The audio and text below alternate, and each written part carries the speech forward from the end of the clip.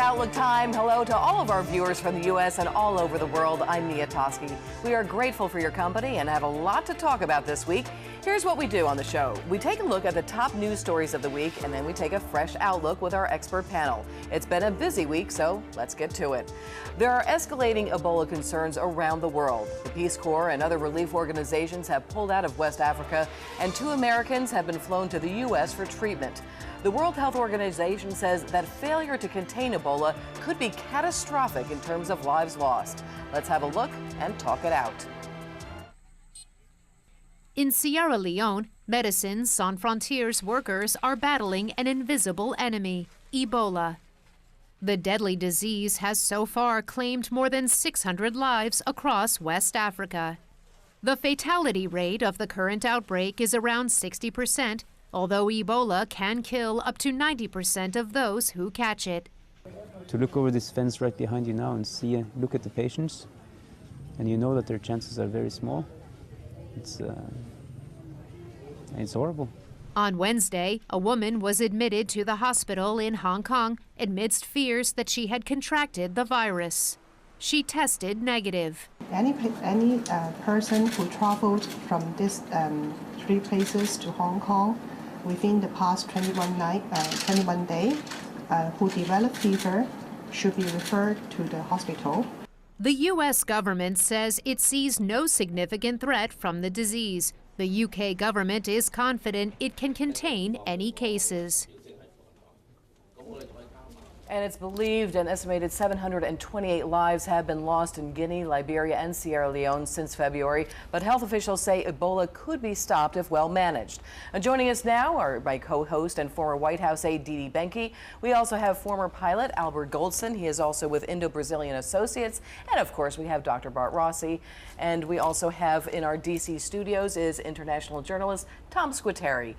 All right, we are going to start off with asking about this, and we were talking about this, Dr. Bart, just the fear of Ebola. Now, we've seen fighting all over the world right now in many areas, but Ebola is striking a fear in people. I think it's going to be real important, as you said in this piece, to highlight how this is being managed, because people need to know what's happening to prevent the spread of this, because this is so insidious, so nasty, that it could lead to panic and fear beyond what we have normally thought about, even when it comes to terror. And Albert and I have talked a little bit before the show about terror associated with this, and can you actually have someone become a terrorist with this bug? And we certainly want to get to that, but we also want to mention that this is the largest outbreak in 4 decades.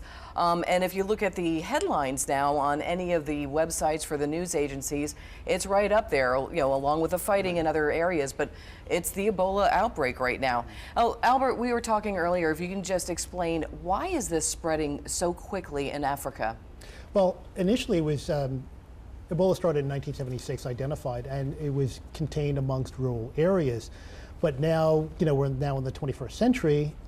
There are very porous borders where the Ebola virus has struck. And in addition, you have globalization and hyperdense cities actually in the proximity, for example, Lagos.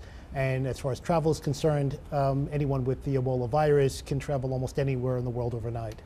And obviously, we've been talking about how some of the Americans, 2 Americans, were brought back into the United States for treatment. But there's always going to be the possible lapses. Obviously, we're talking about human errors in some cases. The CDC has had lapses. Does that concern you? I'll ask, start with you, Dee Dee, on that. Absolutely. I don't understand why we're bringing these folks back. I mean, I know they need to be taken care of, but when you have Ebola, and it's highly contagious, it seems like to me that they would contain them where they are. To bring them over on a plane, or I assume it's a plane, and then you carry them to somewhere in Atlanta, some way, somehow, this virus could get out. Why would we be doing this? So I think most Americans have a concern.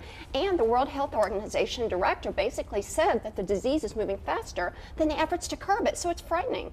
And Tom, down in D.C., thanks for joining us today. You've been listening to our panel. Obviously, this is going to take the cooperation of many countries in the world at a time where there's a lot of fighting going on. That's a concern as well. Yeah. It is. I just was in Liberia 2 weeks ago, and they were aware of the challenges of containing it within the villages. Instead of shaking hands when we meet people to interview, we'd bow, and they all bowed. And the leaders of Liberia were trying to set these examples of avoiding human contact. You know, Ebola is very interesting. It's very deadly, as the panelists have said, but it's actually easy to contain because you have to have human contact. It's not airborne. You can't cough on somebody necessarily. Dee Dee's not entirely correct in what she said. They're going to be bringing those people over in a quarantined air rescue helicopter, so they're not going to be interacting with other people other than medical personnel on that flight, and they'll be in an isolation ward from departure to the hospital, which is key, important, as everybody has said. But the danger of Ebola in Liberia, when I saw it firsthand, is that someone will go from one village to visit somebody in another village, and those kind of people aren't detected until they become ill, and then they're afraid to go to the hospital or for treatment because the fear is, well, if you go to the hospital, you're going to die. Well, of course, the opposite is true. If you go to the hospital, at least they can attempt to rescue you.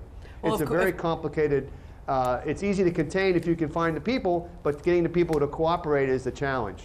And obviously, Tom, it's quite interesting that you were just over there, and if we could just ask you, were you on a story?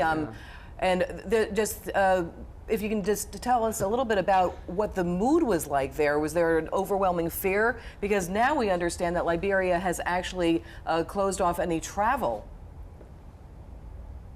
That's correct. In fact, we were concerned, my colleagues and I'm doing a research project over there for a documentary, and we were concerned because we weren't in an area where there was Ebola at the time, but we were concerned that indeed the borders would be closed, or they would have a quarantine of people leaving Liberia or Sierra Leone for the minimum of 21 days.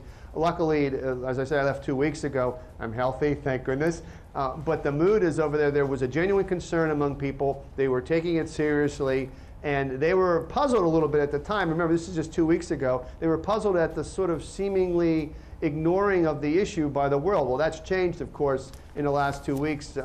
For good reason, and thankfully, because everybody needs to work to contain it. But as I said before, people who are generally very friendly in Liberia, they shake your hand, they'll give you a hug, they're very gregarious people. Most people were aware of the danger of human contact, so they would bow or give you sort of a wave to say hello, trying to have a different type of behavior to minimize the accidental transmittal of Ebola. Well, Tom, we're going to come back to you in just a minute, but I do want to ask you about what you think of the coverage. So hang on right there. Now, Albert, you and I were also talking about containing this, and obviously I asked the question to Tom also. The world's going to have to come together on this. Well, the World Health Organization has called an emergency meeting on August 6th to specifically deal with this issue. What also is very disturbing, which hasn't really been disseminated in the media at all, it's on the World Health Organization website, is once a person has been, let's say, cured of Ebola, then where the symptoms have disappeared. The symptoms have disappeared. That person can still transmit the Ebola virus 7 weeks afterwards. So again, it gets more complicated the closer you look at it.